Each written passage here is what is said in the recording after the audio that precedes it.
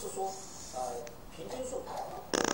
们的温度大概都是在这个21度，这是我们的平均数。然后我们平均的降雨量，平地大概是1500，左右。但是